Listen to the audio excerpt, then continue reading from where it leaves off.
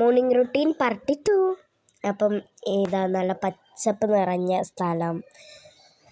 എനിക്ക് സ്കൈലോട്ട് നോക്കുമ്പോൾ ഒരു വിൻറ്റേജ് തീമാണ് ഓർമ്മ വരിക. നിങ്ങളുടെയൊക്കെ വീടിൻ്റെ അടുത്ത് ഇങ്ങനെ നല്ല പച്ചപ്പ് നിറഞ്ഞ സ്ഥലങ്ങളൊക്കെ ഉണ്ടെന്ന് കമൻറ്റ് ചെയ്യണേ.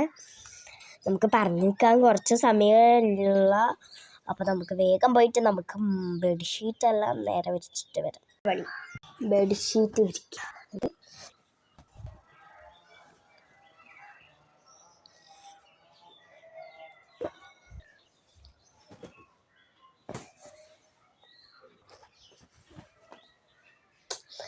ഒന്നാമത് ഭ്രാന്തടിക്കുന്ന കാര്യം ഈ ബെഡ്ഷീറ്റ് ഇരിക്കുക അറിയണേ. ഇതെല്ലാം അങ്ങനെ നീറ്റാക്കിയിട്ടുണ്ട്. നമുക്ക് ഈ ചാനലൊക്കെ ക്ലോസ് ചെയ്യാം.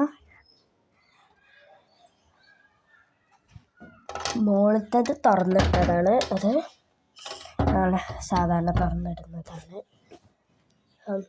റൂമെല്ലാം ക്ലീൻ ചെയ്ത് റൂമത്തെ കണ്ടോ ആരുമില്ല.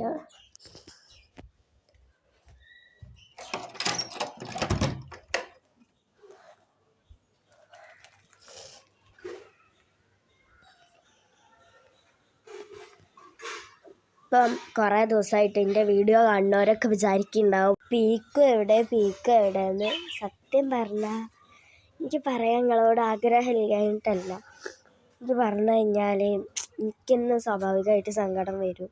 എനിക്കൊണ്ടാണ് ഞാൻ ഇതുവരെ നിങ്ങളോടൊന്നും പറയാതെ വെച്ചത്. ഇനി ഏതായാലും എനിക്കത് മറച്ചേക്കാൻ പറ്റില്ല. പീക്കു പോയിട്ടിപ്പം 20 ദിവസം കംപ്ലീറ്റ് ആയിട്ടുണ്ട്. ഈ ഒരു അവസ്ഥയിൽ ഞാൻ ഇങ്ങനെ പറയാമെന്ന് എനിക്ക് അറിഞ്ഞൂടാ. ഇന്നലെ ഞാൻ പറയാം. ഞാൻ എൻ്റെ അമ്മൻ്റെ താത്തൻ്റെ അവിടെ നിൽക്കാൻ പോയ സമയത്ത് കഴിഞ്ഞ വെള്ളിയാഴ്ച സെപ്റ്റംബറിലെ ലാസ്റ്റ് വെള്ളിയാഴ്ച ഞാൻ നിൽക്കാൻ പോയിന്. ഞാൻ നിൽക്കാൻ പോയപ്പം എൻ്റെ അമ്മൻ്റെ കോള് ദീദിക്ക് എൻ്റെ അമ്മൻ്റെ കോള് വന്നു. എൻ്റെ അമ്മൻ്റെ താത്തക്ക് എൻ്റെ അപ്പൻ്റെയും കോള് പോയി. രണ്ടാളും പറഞ്ഞത് എന്താണെന്ന് വെച്ച് കഴിഞ്ഞാൽ ഞാൻ പറയൂല, എനിക്ക് സങ്കടമാണ്.